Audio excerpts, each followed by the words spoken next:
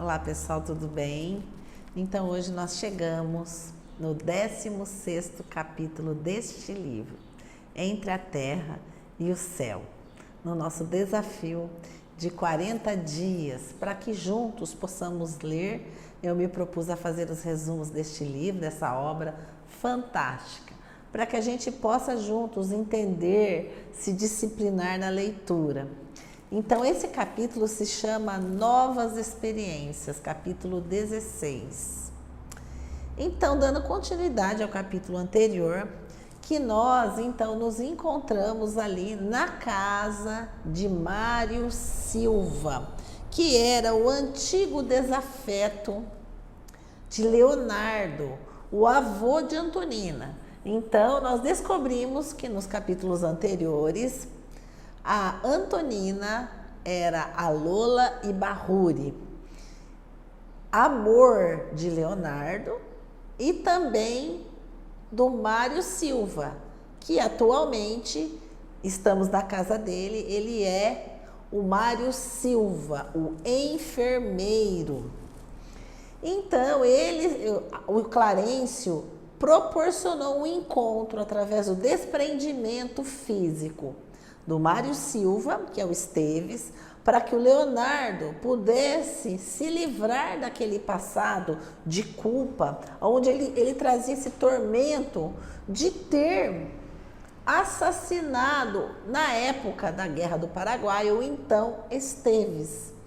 Então, eles proporcionaram a vinda de Mário Silva, antigo Esteves, o Leonardo e a Antonina, então, na roupagem perispiritual de Lola Ibárruri. Mas esse encontro não foi muito proveitoso, porque assim que Leonardo se deparou com Esteves, novamente ele tinha o intuito de agredi-lo. Então, ele foi levado à sua casa como se tivesse tido um pesadelo, e ele não entendeu o pesadelo. Mas a sua interpretação do pesadelo foi que esse sonho teria relação com um antigo amor de sua vida, a Zumira. Vejam que interessante. O Mário Silva foi assassinado numa vida anterior, mas nessa vida, já reencarnado como enfermeiro, ele não se lembrava desse passado, não se lembrava da sua relação com Lola Ibárruri, ou com Leonardo, ou de Guerra do Paraguai. Não, ele estava vivenciando a sua vida agora, contemporânea, de encarnado. Qual era o seu desafio? Qual era o seu conflito? Ele havia sido apaixonado por Zumira, conviveu com ela a sua infância e tinha um sonho de se casar com ela. Mas ela, como nós sabemos lá no começo do livro, ela se casou com Amaro. Aliás, é essa família que começa a trama do livro. Então, ela se casou com Amaro de segundo casamento, e o Amaro trouxe 2 filhos, como a gente já falou nos outros capítulos. A Evelina e o Júlio. A Evelina, que fez a prece, que deu toda a motivação desses atendimentos, a prece refratária. E o Júlio, que morreu afogado, por afogamento. Então vejam a trama que a Zumira está vivenciando com o Amaro. Mas o Mário Silva não sabe nada disso. O Mário Silva simplesmente lembra de que ele foi traído por Amaro, que o Amaro lhe roubou o seu grande amor. Ele está preso nessa situação, nesse sentimento. Ele nunca mais encontrou ninguém para suprir essa ausência desse amor. Vejam que interessante, que nos faz refletirmos, porque a ideia do Clarencio é trazer o Mário Silva junto de Leonardo para acabar com esses conflitos. Mas, na verdade, o Mário Silva, nesta vida, já tem outros conflitos. Carrega no seu coração o desejo de vingança, o ódio e a amargura de ter sido deixado. Então, Como ele alimentou, na conversa que ele teve com a sua mãezinha no capítulo anterior, ele alimentou que o sonho que ele teve quando se encontrou com Leonardo e com Antonina teria relação com a Zulmira e com o Amaro. Olha só que confusão, na verdade, mas nos faz refletirmos que muitas vezes carregamos conflitos que a pessoa envolvida não tem conhecimento, não sabe do que está se passando. Então, ele começou a alimentar esses pensamentos. E quando o Clarencio, durante o dia ele trabalhou, eles o deixaram trabalhar porque ele era enfermeiro, aí à noite é realizado esse trabalho, em desprendimento do corpo físico. Então, quando o Clarencio chegou na residência do Mário Silva, ele estava muito chateado, ele estava com esse sentimento de rancor, pensando por que o Amaro teria se casado com a Zulmira. Porque a Zulmira era o seu grande amor. Porque ela teria se casado com um homem já de segundo casamento, que trazia 2 filhos. Que coisa, que situação terrível. Ele nunca mais encontrou ninguém. Então vejam que ele estava com essa dificuldade de adormecer, com esses pensamentos.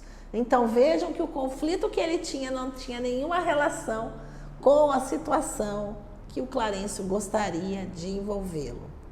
Então vocês vão perceber que a espiritualidade vai também tentar resolver essa situação para resolver outra. E dessa outra situação ele vai tentar resolver outra situação. E assim eles vão como se fosse um quebra-cabeças envolvendo as famílias que acabam nessa trama, nessa verdadeira trama que é entre a terra e o céu. Então, o Clarencio dá passes magnéticos até que Mário Silva adormece. Quando o Mário Silva adormece, enfurecido, ele, em desprendimento do sono, ele sai às ruas chamando por Amaro. Olha que interessante. Até aquele contato com a mãe dele, ele nem sabia que eles estavam morando na mesma cidade. Quando a mãe lhe falou, ele começou a alimentar aqueles pensamentos de ódio, de vingança, pensamentos obsessivos na lembrança da Zulmira. E aí, em desprendimento, ele começa a chamar por Amaro e gritar até que o Amaro vem e se encontra com ele. E é interessante que no livro eles têm um grande diálogo e o Mário Silva fala para ele que ele era um hipócrita, que ele havia roubado a mulher dos seus sonhos, onde se viu uma moça assumir um compromisso com 2 filhos e falou, tudo aquilo que ele estava alimentando. E o Amaro, muito triste, acabrunhado, lhe disse que ele estava muito infeliz, que foi muito difícil, era muito difícil. Se ele achava que eles viviam em verdadeira luzes de amorosidade, não era verdade. Que ele realmente foi equivocado, porque eles haviam sim se casado, mas não era aquele sonho de casamento. Havia muitas dificuldades, principalmente porque nos últimos tempos ele havia perdido o seu filho. E que a Zulmira, após esse dia, ela adoeceu, está muito doente, numa situação muito terrível, e ele diz que estava tão triste, numa situação de tanta dor, que ele diz para Mário Silva: eu não tenho mais o que você me fazer mal. E o Mário Silva queria brigar com ele: venha, seu covarde, vem aqui comigo me enfrentar. E ele fala: não, eu não tenho o que enfrentar com você, eu não tenho mais nada. E começou a fazer oração e abaixou a cabeça. E o Mário Silva não entendia por que aquela situação, ele não aceitou.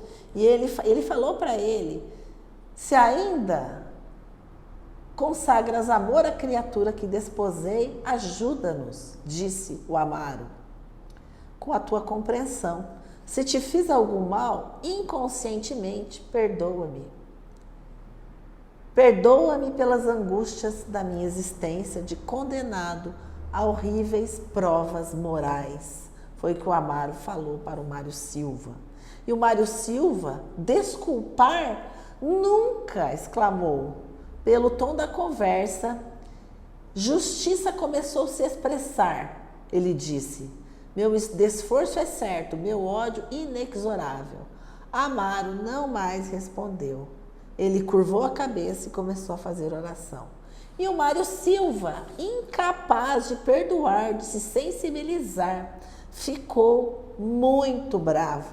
E aí então o Clarencio pediu a Hilário e André que respondamos à prece de Amaro com o auxílio fraterno. Arrastados pela simpatia e pela emoção, acompanhamos o nosso orador, orientador, sem hesitar.